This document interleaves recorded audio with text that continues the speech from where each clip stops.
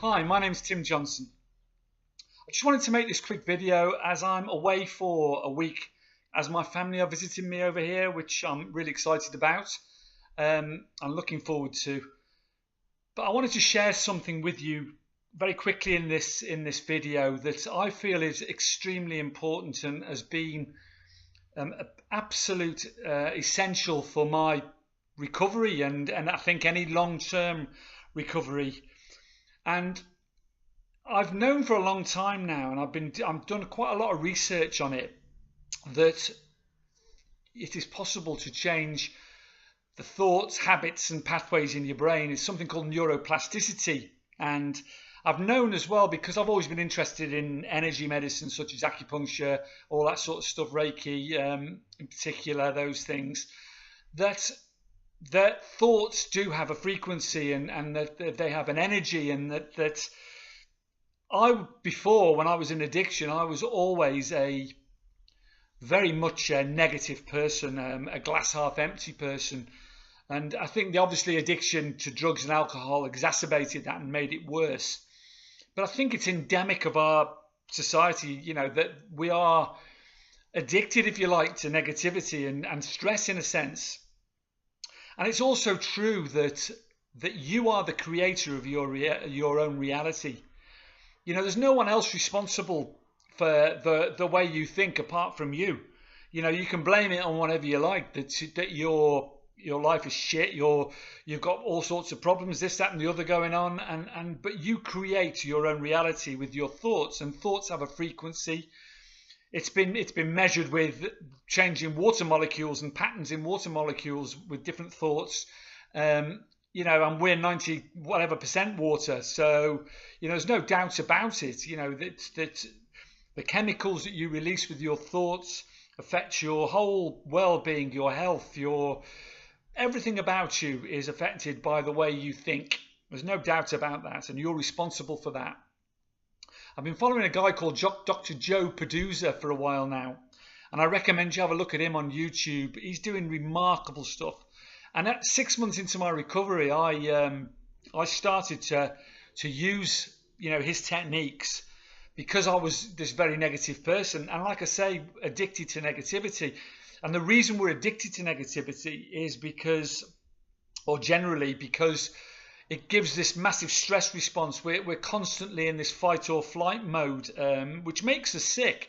There's no doubt about it, and exacerbates anxiety, depression, all sorts of a myriad of illnesses are caused by this mentality, that living in the past mentality, if you like. Immediately we wake up in the morning, that our brain clicks into the past worry, the worry mode, if you like, and immediately into a stress response, thus creating chemicals in your body that cause massive anxiety. It's like panic attacks.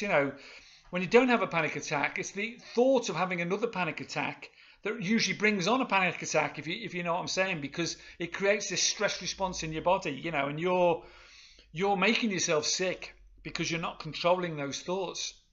So I knew I needed to look at this, and I knew that I needed to change the way I thought. And I'll just share because change isn't comfortable, as you know. It's painful sometimes and very hard, particularly if you've had a lot of trauma and stuff in your past. But you've got to forget that. And I'll tell you, I'll just quote a Buddhist proverb, because to move on, you've got to do this. And this Buddhist proverb, or a Zen proverb, if you like, is about a village that it was right next to the jungle, and they used to eat monkeys from the jungle as that was the main part of their diet. And the monkeys, of course, were very cautious. But to catch the monkeys, they used to have these jars, deep jars, that were very narrow at the top, enough for a monkey to get its hand in, wider at the bottom, and food for the monkey in the bottom. So at night, when the village was asleep, the monkeys would come down and put their hand in the jar and grab the food, and of course wouldn't let go of the food and couldn't get their hand out the jar, which meant when the villagers woke up that the monkeys were trapped and they clubbed them to death. And the Zen proverb is that, if the monkeys wanted to live, if they wanted to escape and live, all they needed to do was let go let go of the food, and their arms would be free. And that's what we have to do if we want to move on and practice and use neuroplasticity, if you like, to get this new thought process going and become addicted to positivity instead of negativity. We have to let go. We have to let go of trauma, and it's not hard. It's not easy, and sometimes we need help to do that. We have to let go of negative thoughts from the past and worry from the past, because it's a cliche, but you can't do anything about it. It's wasted energy. You might as well just it's just totally wasted energy.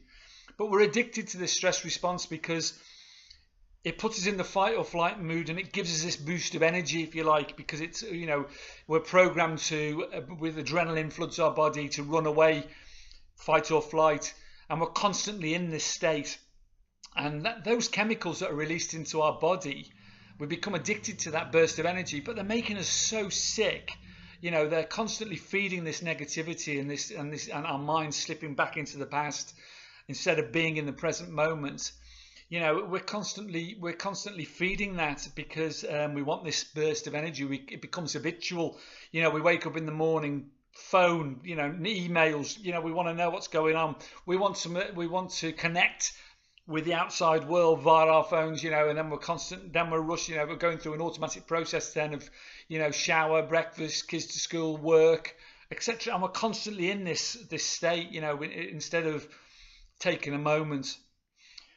And without going into massive detail about this new method, I can tell you now that it's taken a good time for me to get really into this, But I can't imagine that negativity anymore. I'm literally addicted to positivity. My mind doesn't go to those dark places that it used to go to anymore. It doesn't go into the glass half empty mode or the worst scenario mode. And it's because I've been practicing these techniques, and there are quite a few, and certainly involves meditation. You can't get away from that. You need that mindfulness.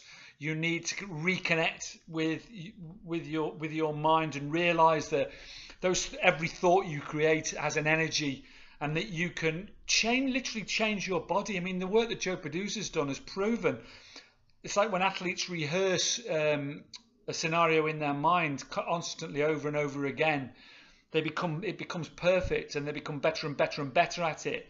It's like it's amazing. He's done this thing where these people, about 100 and something people were doing curls with imaginary weights in their head, and doing this for half an hour a day in their mind and focusing on it, and they actually got 13.5% stronger in the biceps without lifting a weight.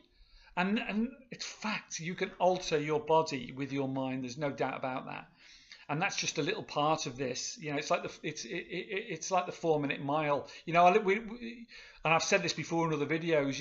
Everyone thought it was impossible to run the under 4-minute mile, and no one did it. Then Roger Bannister, who saw no limitations and believed in himself and knew that he could do it, did it. And then everyone was doing it hand over fist, and it became the norm to break 4-minute miles, because we realized, we opened that channel up in our brain, we realized it was possible, and we did it. And that's what the brain's all about. It controls everything. So you need to get into your head. You need to wake up in the morning, practice gratitude, be in that gratitude mindset all the time. Practice mindfulness, think how you can be the best person you can be that day, to do the best you can, the best version of you can be, constantly putting out love and kindness and positivity. And these pathways will become fixed and habitual in your brain till it becomes impossible to think negative thoughts, and you become healthier, stronger, fitter, because you're affecting your body as well with this mindset. You're becoming healthy, and illness, you don't get sick anymore, you're not letting in germs, your immune system becomes stronger, everything is stronger and better for it. So check out Joe Producer, and please, Carpe Diem.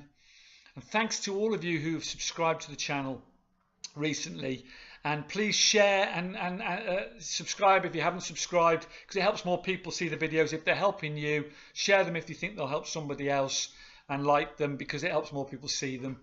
So I'll see you in a week's time. Practice positivity every single day. It takes hard work. Check out Joe Producer. You'll get all the techniques from there. It's not comfortable. It's hard work, but the payoff is worth every second of that hard work. And please, give it a go, because it'll change your life for the better, and I promise you that. So till next time, Carpe Diem, seize the day today, get that positive mindset, go for it, let go, just let go for a new life. Thank you, bye-bye.